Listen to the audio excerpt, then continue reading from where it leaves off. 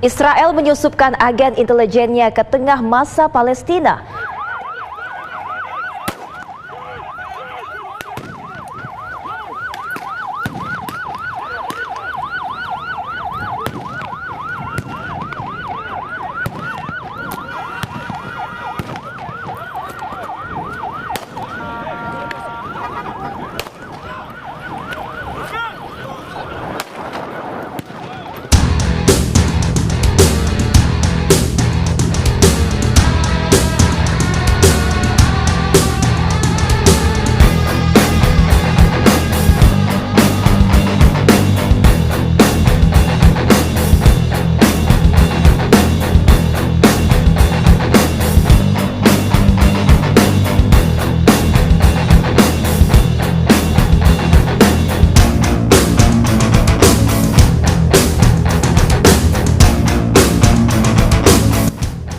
Unit Musta'ribin atau agen penyamaran Zionis Israel di Palestina dan di negara-negara muslim lainnya yang fase sholat dan puasa.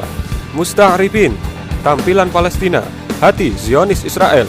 Ini adalah salah satu bukti dari puluhan lainnya bahwa operasi bendera palsu atau false flag operation adalah nyata. Musta'ribin atau dalam ejaan bahasa Inggris Musta'ribin atau dalam bahasa Ibrani Musta'arfim adalah unit penyamaran atau undercover unit Zionis Israel atau undercover Israeli security agents yang diturunkan khusus di Palestina dan di negara-negara Arab lainnya. Tidak banyak yang diketahui tentang agen-agen Zionis Israel ini karena mereka beroperasi secara rahasia. Musta'ribin berasal dari bahasa Arab musta'rib yang berarti orang yang ahli bahasa, agama, dan budaya Arab. Sedangkan dalam konteks keamanan Zionis Israel, Musta'ribin adalah agen rahasia yang menyamar menjadi seorang berkebangsaan Arab untuk menjalankan misi khusus di tengah-tengah masyarakat Palestina atau negara Arab lainnya. Berpakaian mirip demonstran Palestina, menyusup untuk menangkap para demonstran. Sebagai agen rahasia alias mata-mata, mereka sering berada di tengah-tengah para demonstran dan protester Palestina kepada Zionis Israel. Mereka berpakaian serupa demonstran Palestina dan mereka juga melakukan sholat bahkan puasa.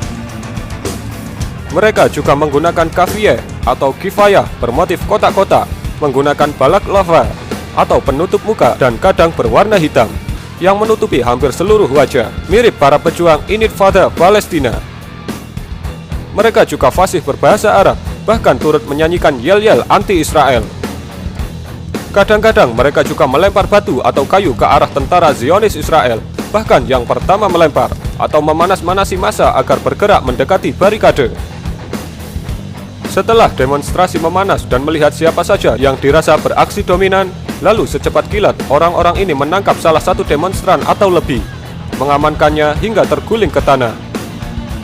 Pistol dikeluarkan dari balik baju mereka, kemudian ditembakkan beberapa kali ke udara, lalu ditodongkan moncong panas ke arah demonstran lainnya.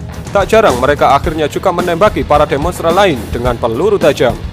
Tentara Zionis Israel yang menyaksikan seluruh kejadian buru-buru datang untuk membantu mengamankan tangkapan. Kadang bisa dapat lebih dari satu. Demonstran lain membubarkan diri, kemudian lari tunggang langgang sembari berteriak, "Musta'ribin! Awas, ada Musta'ribin!" Gerombolan demonstran disusupi oleh beberapa Musta'ribin yang menangkap 3 pemuda Palestina. Demikian Al-Safin mengutip keterangan rekan jurnalisnya Rasha Harzalah dari kantor berita Wafa. Harzalah menambahkan, para penyusup hanya berada di lokasi selama sekitar 10 menit. Pakaiannya mirip sekali dengan yang dikenakan oleh orang-orang Palestina. Salah satu yang berdiri dekat Harzalah memakai kaos merah tua yang mukanya ditutupi kafiyah. Si penyusup ini sebelumnya berdiri di garis depan bersama demonstran asli Palestina lain. Juga turut melempar batu-batu ke arah tentara Zionis Israel.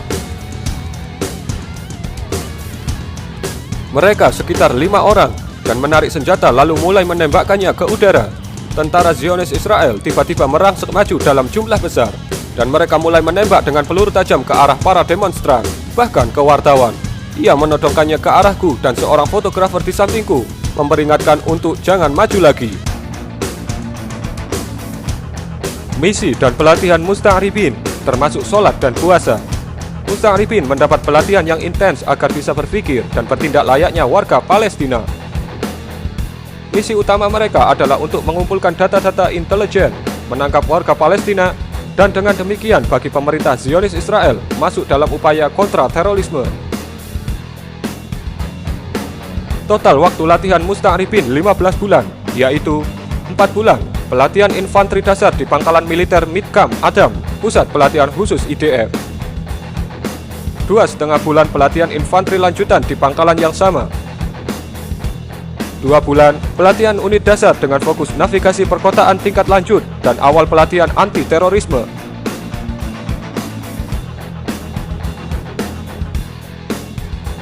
4 bulan belajar tradisi Arab, bahasa, cara berpikir, dan kamuflase seperti warga sipil, rambut, lensa kontak, pakaian, dan lainnya.